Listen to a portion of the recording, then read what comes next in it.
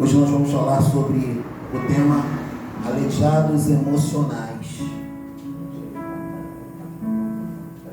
E é algo que nós precisamos tratar na igreja como um todo. Infelizmente não estamos gerando homens e mulheres saudáveis espiritualmente. Amém? Mas temos gerado muitos aleijados emocionais. 2 Samuel 9, 5 a 8. Pai, em nome de Jesus, nós queremos dar-te graças, render adoração a Ti pela rica oportunidade de estarmos aqui compartilhando com o Teu povo a Sua palavra. Senhor, em nome de Jesus, manifeste o Teu poder aqui e ensine o Teu povo. Fale ao coração do Teu povo de maneira clara, de maneira precisa e de maneira poderosa. Nós consagramos nas Tuas mãos todas as coisas, em nome de Jesus. Amém e graças a Deus. 2 Samuel capítulo 9, versículos 5 a 8 dizem assim: Então mandou o rei Davi trazê-lo de Lodebar, da casa de Maquir, filho de Amiel. Vindo Mefibosete, filho de Jonatas, filho de Saul, a Davi, inclinou-se, prostrando-se com o rosto em terra. Disse-lhe Davi: Mefibosete. Ele disse: Eis aqui o teu servo. Aleluia. Então lhe disse Davi: Não temas, porque usarei de bondade para contigo por amor de Jonatas teu pai, e te restituirei todas as terras de Saul teu pai, e tu comerás pão sempre à minha mesa. Então se inclinou e disse: Quem é teu servo para teres olhado para um cão morto tal como eu? Repita comigo: cão morto como eu. 1, 2, 3. Cão morto como eu. Chamou Davi a Ziba, servo de Saul, e lhe disse: Tudo que pertencia a Saul e toda a sua casa dei ao filho de teu Senhor. Podemos assentar na presença de Deus. Estamos falando aqui a respeito de Mefibosete. Mefibosete foi filho de Jonatas, neto de Saul. E 2 Samuel capítulo 4, versículo 4 fala sobre o momento em que, pela desobediência do rei Saul, morrem o próprio Saul e Jonatas, seu pai. Na correria para salvar a vida daquela criança, era uma criança de colo ainda, a sua ama cai, permite que a criança caia.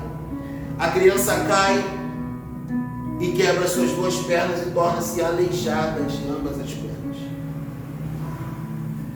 O que nós vamos falar hoje é sobre o tema aleijados emocionais. Obviamente, Mefibosete era uma figura para algo espiritual que nós queremos tratar aqui. Mefibosete tornou-se aleijado de ambas as pernas, coxo de ambos os pés, pelos erros que seu pai e mais notadamente de seu avô. E o que precisamos tratar exatamente neste tempo são os aleijados emocionais que nós temos gerado. Eu não quero falar apenas sobre os aleijados emocionais que estão na cadeia abaixo de nós, mas eu quero falar dos aleijados emocionais nas cadeias que estão acima de nós. Porque os aleijados emocionais, eles têm algumas características em comum que nós veremos hoje. E Mefibosete, que significa da boca da vergonha. Exatamente isso. Mefibosete significa da boca da vergonha. Foi alguém que durante toda a sua vida passou vergonha, foi envergonhado, andou escondido, andou proscrito. Mas eu vim aqui para te dizer que se você estava numa situação dessa de vergonha, de erro, de dor, que o rei mandou te chamar, e o rei vai restituir a tua posição à mesa dele. Aleluias! Diz o texto bíblico que Mefibosete estava na casa de Maquir, em Lodebar. Lodebar é a cidade sem pasto, é a cidade do esquecimento.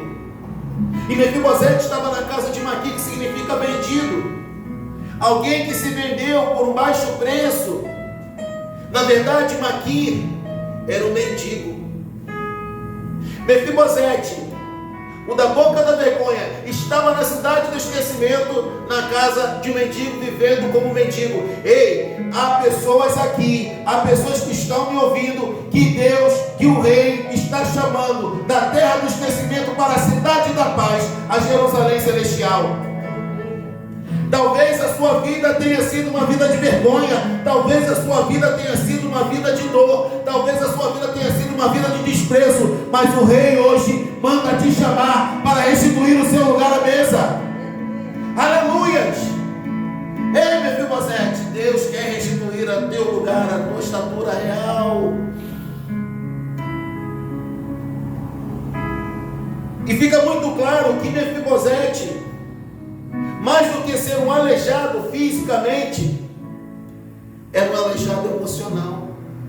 Por tudo que ele passou, por tudo que ele viveu, ele estava aleijado. Ora, o contexto aqui, de fato, de verdade, era que ele era o último descendente do rei Saul.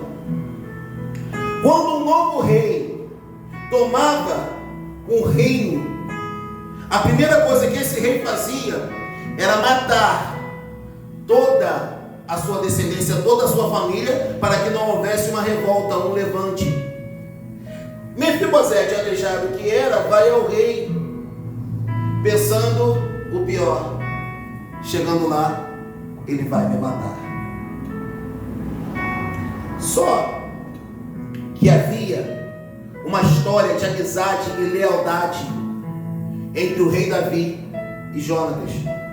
Quando Jonatas ajuda Davi a fugir da ira do seu pai, uma ira infundada, eles fazem um concerto, eles fazem um acordo. Qual? Faça bem a minha casa. Tanto é que o texto começa com Davi perguntando: existe alguém ainda da casa de Saul para que eu possa usar de beneficência?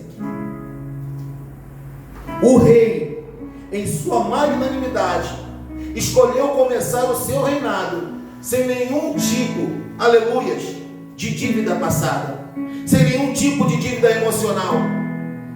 E o que acontece? Mefibosete vai ali e se coloca como um cão morto. Um aleijado emocional se vê como um zero à esquerda. Um aleijado emocional se vê nas mãos de outras pessoas. Um aleijado emocional se deixa levar por aquilo que é aparente. Um aleijado emocional não suporta ser contrariado. Por quê? Porque ele confunde o confronto com a humilhação. O confronto tem por base o amor. Quem ama, confronta. Quem ama, chama a responsabilidade. A humilhação não. A humilhação tem por base o desprezo. Mefibosete estava se vendo como um cão morto. Muitos do nosso meio se tornam manipuláveis porque não têm a verdadeira consciência de que fazem parte da família real e por isso se vendem por atenção, se vendem por promessas fáceis, se vendem por promessas falsas, se vendem por palavras mentirosas. Muitos estão se vendendo por isso. Eu tenho visto pessoas que estão vivendo vidas miseráveis com base em uma migalhinha de atenção. Ei, querido, você faz parte da família real. Se você faz parte da família real, você tem prerrogativas e direitos que o Senhor te deu, que o Rei te deu. E você não pode jamais se trocar pela manipulação de alguns, por promessas vazias e infundadas. O aleijado emocional depende do amor e da aceitação dos outros para viver.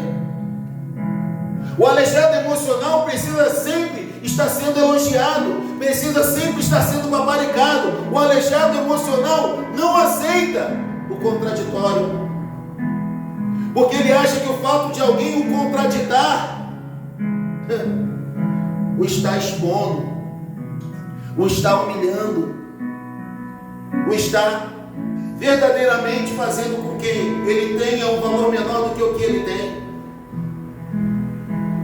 Eu sempre digo às pessoas e aos meus filhos e à minha esposa: o verdadeiro amor confronta, porque confronta é igual a limite. E a pior coisa que pode acontecer para uma pessoa é ela não ter limite, é ela não ter quem fale a verdade para ela.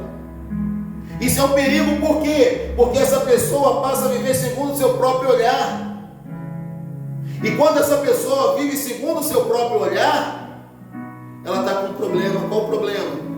Ela está caindo num buraco e não está percebendo, e está levando um monte de gente junto. Por isso que Jesus disse: pode um cego guiar outro cego? Não, não pode. Efetivamente não pode. E por que não pode? Porque se um cego guiar a outro cego, os dois vão cair na cova. Glórias a Deus. Então, existem aleijados emocionais nas nossas lideranças.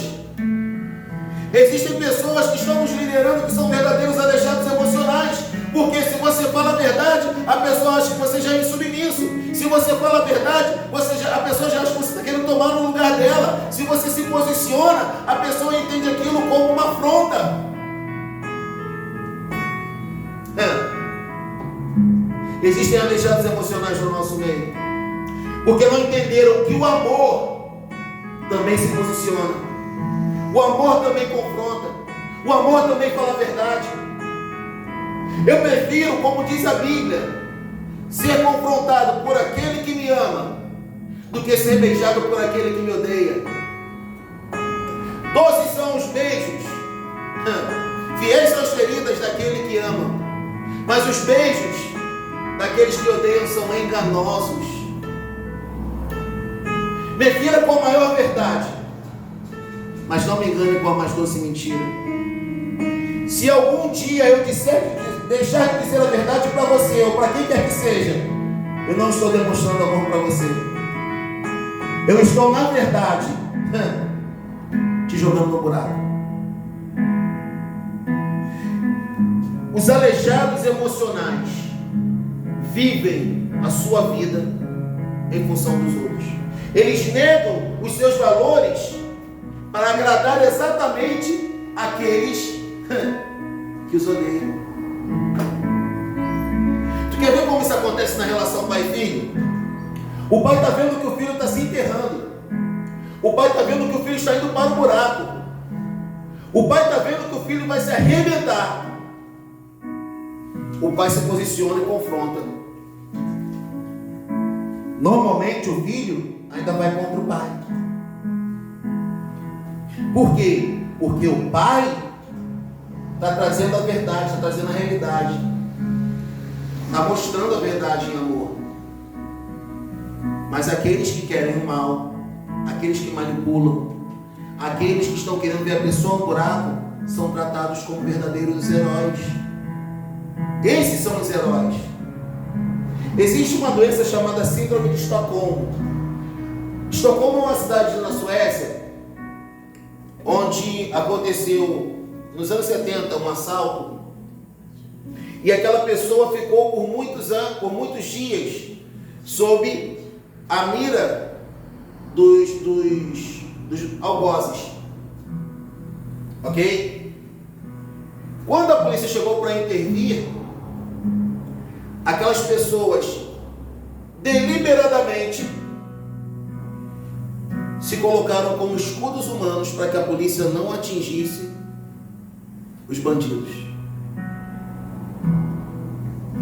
Ou seja, a síndrome de Estocolmo, ela se caracteriza quando, depois de um período muito longo de abuso, o abusado se apaixona por aquele que abusa.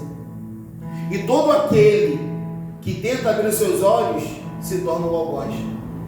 É uma doença psicológica. É uma doença psicológica. Porque quando você fala a verdade, olha, essa pessoa não é teu amigo, essa pessoa quer o teu mal. E E é meu amigo sim, e tal, e pá. Você passa a ser um inimigo. E quem está fazendo mal passa a ser o amigo. Quem está manipulando passa a ser o certo. Quem está humilhando com falsas promessas e mentiras passa a ter o primeiro lugar no coração daquela pessoa. Por quê? Porque em troca de um pouquinho de atenção, aquela pessoa se entrega nas mãos daquele que mais mal fazem a ela. Vai entender? Isso é uma legião emocional. Por quê? Existem abusadores abaixo e acima de nós. Precisamos reconhecê-los. Sabe aquela pessoa que diz assim: ah, mas ninguém me dá atenção, eu tenho que passar por essa prova sozinho. Quando vem com esse papo para mim, eu falo: vai ter que passar sim. Porque Jesus passou pela maior prova da sua vida sozinho, não culpou ninguém. Existem provas na minha e na sua vida que nós vamos passar sem que ninguém esteja conosco. Seremos eu e o Pai, você e o Pai. Por quê? Porque é no deserto que o nosso caráter é forjado. É no deserto que Deus fala conosco coisas que Ele não pode falar enquanto está tudo bem, enquanto nós não damos ouvidos a Ele. Então Ele nos tira do meio da bagunça, da balbúrdia, do absurdo. E o que Ele faz? Nos traz ao deserto. E quando Ele nos traz ao deserto, Ele pode falar diretamente conosco.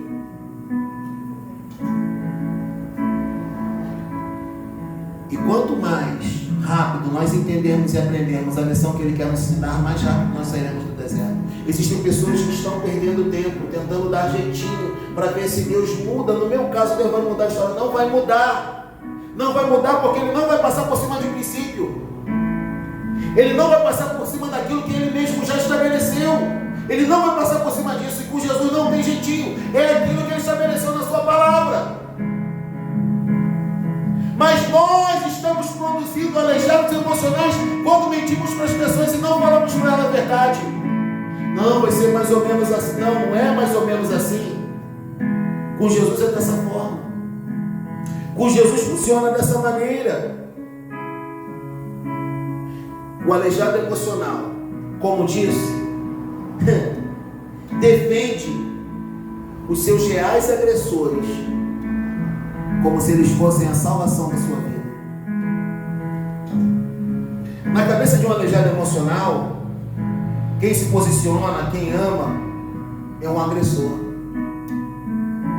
é um violentador. Mas o aleijado emocional não consegue entender que o verdadeiro agressor, o verdadeiro violentador é quem mente para ela, é quem mente para ele, é quem conta uma historinha aqui, conta uma historinha ali, diz isso assim, diz aquilo assim. Por quê? Porque as pessoas querem ouvir aquilo que elas querem ouvir. E as pessoas que são aleijadas emocionais e estão na liderança já entenderam, então aprisionam essas pessoas. Aprisionam. E essa pessoa se torna alguém deformado psicologicamente. Foi o que aconteceu com Mefibosete. Mefibosete não se via como alguém digno de estar assentado à mesa do rei. Verdade é que digno nenhum de nós somos, mas nós somos parte da família real. Nós somos parte de uma dinastia, de um reino eterno que nunca vai ter fim. É essa a verdade dos fatos. Os aleijados emocionais agem dessa maneira. Os aleijados emocionais se veem menores do que verdadeiramente eles são. Números 13. Nós somos como gafanhotos diante deles. Aleijado emocional se vê sem valor. O aleijado emocional só entende que tem algum valor quando ele obedece àqueles que o abusam. Aleijados emocionais. Triste, porém real. Mas pastor, como eu posso ajudar um aleijado emocional a vencer? 3 coisas. E eu encerro a mensagem. A primeira coisa, falando a verdade em amor. O apóstolo Paulo pergunta aos Coríntios, no capítulo 3, versículo 8 da sua segunda carta aos Coríntios, o seguinte: nada podemos contra a verdade, senão pela verdade. A verdade sempre prevalece. Por isso que Jesus se colocou como a verdade. Eu sou o caminho, a verdade e a vida. A verdade sempre vai prevalecer. Podem inventar qualquer mentira a seu respeito. Podem falar mal de você como quiserem falar. Mas entenda, aleluia, que a verdade sempre vai prevalecer, queira o inferno ou não. A grande verdade é que o inferno tem vencido, porque aqueles que têm sido caluniados não têm se posicionado ao lado da verdade. Afinal de contas, precisam fazer parte de um grupinho, precisam ser aceitos, precisam ser adulados e bajulados.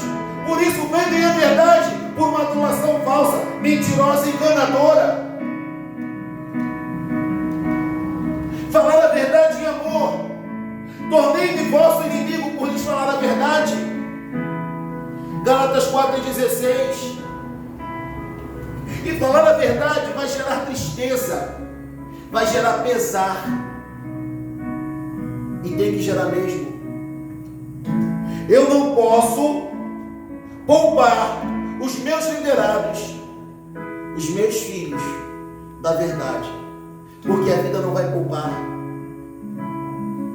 Eu preparo os meus filhos para viver uma vida em Cristo. Eu não preparo meus filhos para o mundo. Isso é uma mentira. Isso é uma maldição que muitos dizem. Eu preparo meus filhos para o mundo. Mentira. A gente não prepara nossos filhos para o mundo. A gente prepara os nossos filhos para a vida, para que eles vivam em Cristo. E a vida vai bater doído. A vida vai bater pesado. A vida não vai bater com amor. A vida não vai ter pena. A vida vai bater forte mesmo. Então é melhor ficar triste. Porque Paulo disse, segundo aos Coríntios 7:10, que a tristeza, segundo Deus, gera pesar para a salvação, da qual ninguém se aborrece ou ninguém desiste. Mas a tristeza, segundo o mundo, gera morte. Por isso, deixa ficar triste com você por um momento. Deixa virar a cara por você por um momento. Porque quando o mundo bater, vai bater para matar. Vai bater para matar. Então eu prefiro que fique chateado e triste comigo por um momento, mas encontre a salvação, do que ficar chateado comigo e ser morto pelo mundo, ser morto pela vida. A verdade é essa. Então, você vai ajudar um aleijado emocional quando você falar a verdade em amor. Não, querido, olha só, quer saber a opinião? A verdade é essa aqui. A verdade é essa aqui. Eu dou graças a Deus pela família que eu tenho, irmãos. Eu dou graças a Deus pela família que eu tenho, porque eu não fugi da realidade.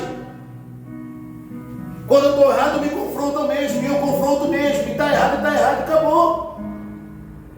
Porque quanto mais você cresce, você tem a tendência a todo mundo falar e fazer aquilo que você quer. Todo mundo fala aquilo que você quer ouvir, todo mundo faz aquilo que você quer. Você precisa de pessoas, de líderes, discipuladores, que falem a verdade para você em amor. Não é você humilhar as pessoas. Não é você fazer com que as pessoas se sintam inferiores a quem verdadeiramente elas são. A verdade sempre tem que prevalecer. Sempre. Deixa eu falar mal. Eu sei que vai doer. Eu sei que você vai ter algumas crises com você mesmo. Mas Deus permite tudo isso para nos tratar. Aleluia. Para que a gente acorde. Para que a gente veja que o caminho que a gente está trilhando é um caminho de morte.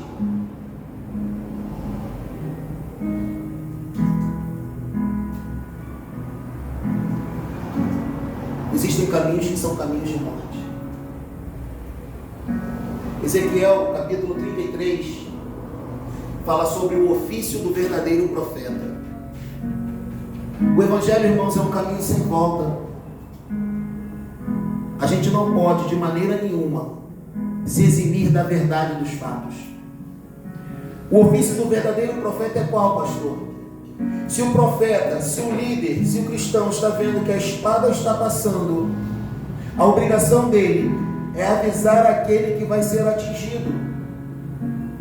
Se aquele que ele avisou não se der por avisado e continuar na sua prática e no erro, a espada atingi-lo, ele morreu no pecado dele. Mas as minhas mãos estão limpas de sangue. De outra forma, se a espada está passando e o profeta, o líder, o discipulador não avisa e a espada atinge aquele que estava numa atitude errada, ele morreu no pecado dele, é verdade, mas o sangue daquele homem vai ser cobrado do verdadeiro profeta ou do profeta que não avisou. Não adianta querer estar com Jesus e querer estar bem com todo mundo, porque a gente não vai conseguir isso. Vou repetir. Não adianta querer estar bem com Jesus e querer estar bem com todo mundo, porque a gente não vai conseguir. Aquele que se torna amigo de Deus, automaticamente se torna inimigo do mundo. Ou você é amigo de Deus, ou você é amigo do mundo. Você não tem como ter as duas coisas. Precisamos escolher. Ou escolhemos a amizade de Deus, ou escolhemos a amizade do mundo. Aleluias. Obrigado, meu amor. Não tem como. Segunda maneira, pastor, com a qual eu posso ajudar o meu aleijado emocional a vencer: impondo limites. Até aqui você vem. Daqui em diante eu não permito que você venha. Chega. Quem ama impõe limites. Nós estamos vendo crescer uma geração que foi criada sem limites. E a gente está vendo aí o que está acontecendo. Sempre teve crime, sempre teve delinquência juvenil, sempre teve desvio comportamental de conduta, sempre teve tudo isso. Mas não no nível que está vendo hoje. E nós somos os responsáveis porque não impusemos limites. Nós somos os responsáveis porque não impusemos limites. Porque, querido, liderado, filho, empregado, quando vê que o líder é otário, ele deita. Filho, quando vê que o pai é otário, ele deita. Desculpa falar esse termo na verdade, mas a verdade é essa mesmo. A verdade é essa mesmo. Filho que vê que o pai é otário, brinca. Porque eu, como liderado, eu entendo algumas coisas hoje, mas na minha adolescência, se eu não tivesse limite, eu ia barbarizar, eu ia deitar os cabelos, que não tinha, mas tudo bem. Aleluia. Então tem que ter limite sim. Até aqui você vai, daqui em diante você não vai mais, porque eu não vou permitir. Existe limite aqui, tem governo aqui. E os filhos, os liderados, tudo que eles precisam de limite, eles na verdade estão clamando por um limite. Mas como eles não encontram, eles ficam perdidos. Ah, pastor, mas você tem que ser amigo do seu filho. Amigo do meu filho, uma ova. Eu tenho que ser pai do meu filho. Amizade é consequência. Porque se meu filho estiver passando fome, amigo não vai deixar de comer para dar para ele comer, não. Não vai mesmo. Se meu filho não tiver nada, amigo não vai deixar de comprar para si para comprar para ele, não. Não vai mesmo. Amizade, se possível. Amigo, ele tem um monte na rua. O que ele precisa é de um pai, é de uma mãe, é de alguém que se posicione. Não estou falando para você traumatizar seu filho ou traumatizar o seu liderado. Estou falando para você se posicionar, porque senão ele vai se tornar um aleijado emocional. senão ele vai se tornar um aleijado emocional. A gente quer arcar com as consequências dos erros dos nossos filhos e dos nossos liderados.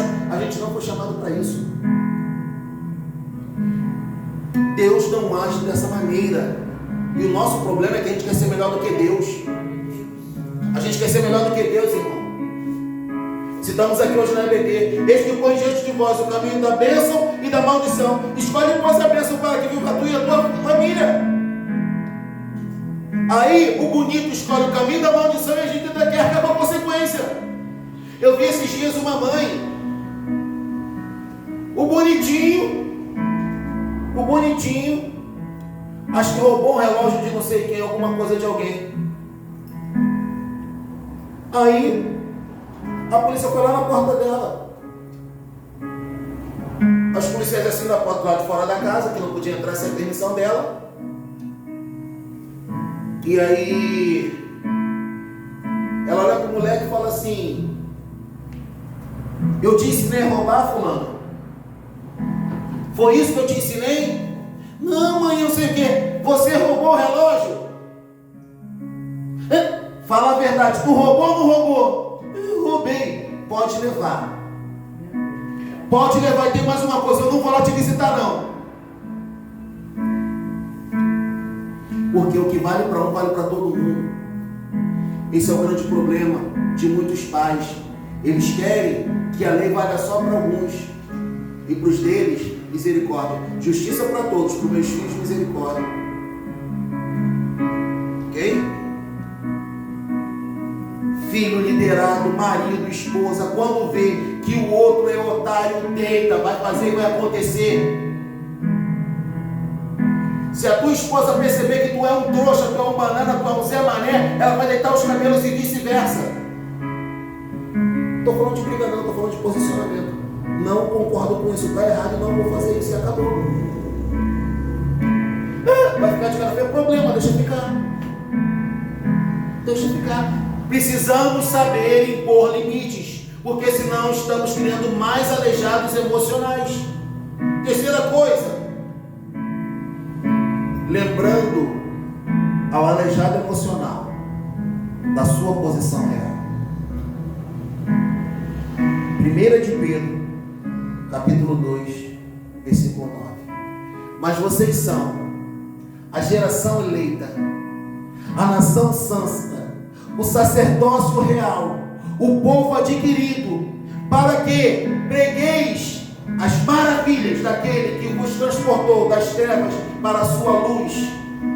Geração eleita, nação santa, sacerdócio real e povo adquirido. Você precisa lembrar aos aleijados emocionais que eles são parte da família real, que eles são filhos do Senhor, que eles são filhos do Deus vivo, que eles não são qualquer um, que eles não são aleijados por escolha própria, mas sim por causa das circunstâncias. Então, restitua a eles a posição que eles têm no reino.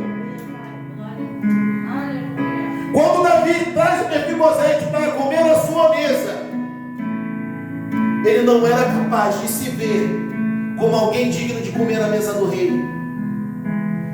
Quando vem aqui e profetiza uma palavra, libera uma palavra sobre a sua vida, é preciso que você se veja como digno de recebê-lo. Porque Jesus comprou com o sangue dele aquela vitória para você. Não é que você tenha o mérito por si próprio, mas porque Jesus comprou para você. Você está de pé porque Jesus comprou para você. Você está respirando porque Jesus comprou para você. Você aprende alguma coisa porque Jesus comprou para você. O teu mérito que você acha que tem foi Jesus que comprou para você. Porque sem o sacrifício de Jesus, todos nós mereceremos o inferno. Vós sois a geração eleita, a nação santa, o sacerdócio real, o povo adquirido.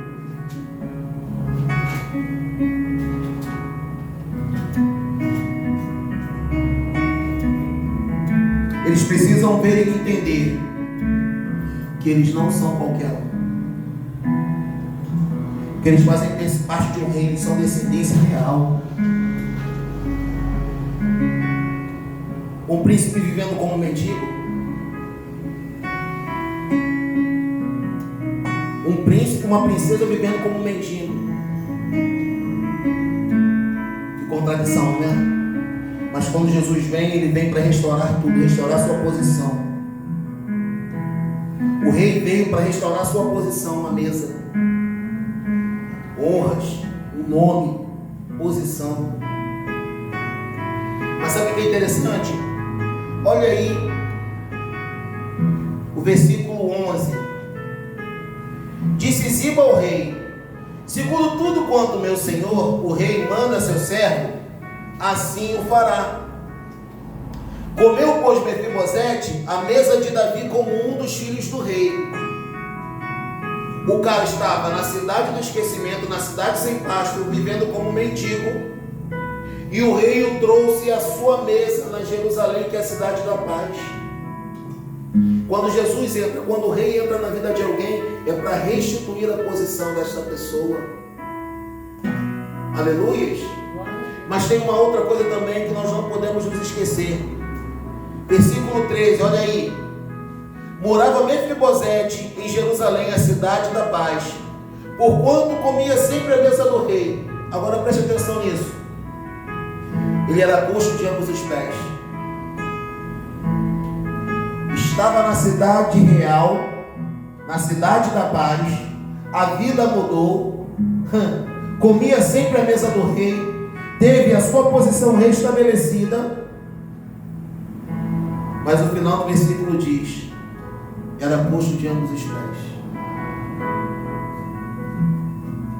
Um aleijado emocional em todos nós.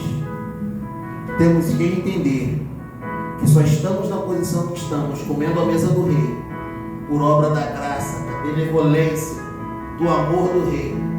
Mas continuamos sendo coxos, continuamos sendo falhos, continuamos sendo errôneos, porque o espírito está pronto, mas a carne é fraca. Na carne nós temos marca, na carne nós temos uma doença, mas continuamos fazendo parte do reino eterno de Deus. A igreja de pé em nome de Jesus.